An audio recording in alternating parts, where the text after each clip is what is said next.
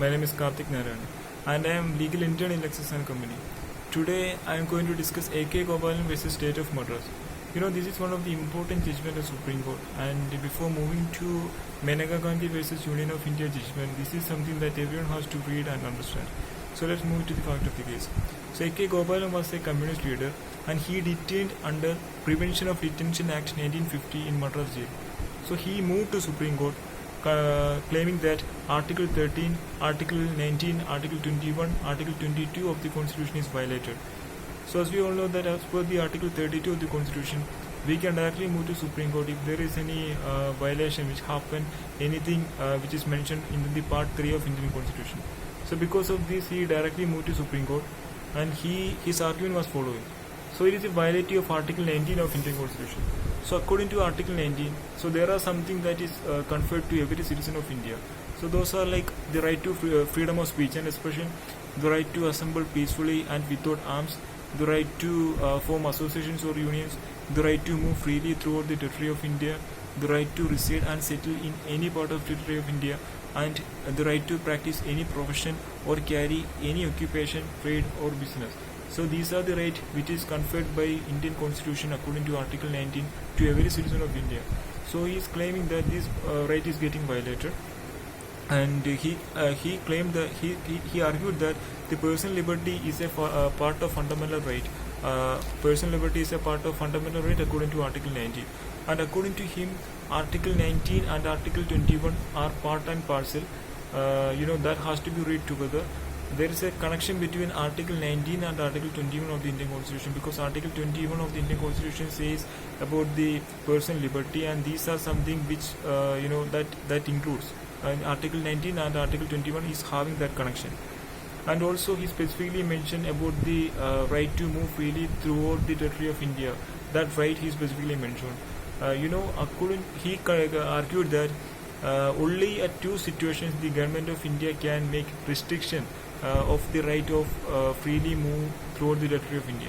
So those situation was if that restriction is for the interest of general public, or if that restriction is for the interest of any scheduled tribe, protection of any scheduled tribe. So in these two situations only the government of India can any restriction to this fundamental right. But here these two situations was not there, and the restriction that is imposed upon his fundamental right is unconstitutional according to him. So these are the argument which he has made, and according to Supreme Court, the Supreme Court taken the following views. According to Supreme Court judgment, Supreme Court pointed out that Article 19 and Article 21 are different, because that is not something, the Article 19 and Article 21 is not something which has to be read together, they are separate. And also personal liberty means nothing more than liberty of a physical body, that is freedom from arrest and detention without the authority of law. So that is the only meaning of that personal liberty. So that doesn't include the following right which I told before, and the Supreme Court interpreted in this case the personal liberty in very narrow sense.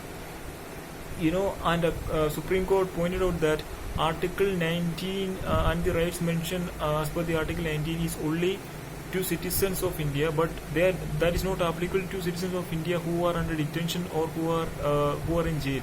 So here that is not applicable. And also according to Section 21 of the Indian Constitution, so Article 21 states that no person shall be deprived of his life or personal liberty except according to procedures established by law. So here the Preventive Detention Act 1950 is something which is established by law. So since it is the procedure which is established by law, we can't say that it is without the authority of law. So it is with the authority of law.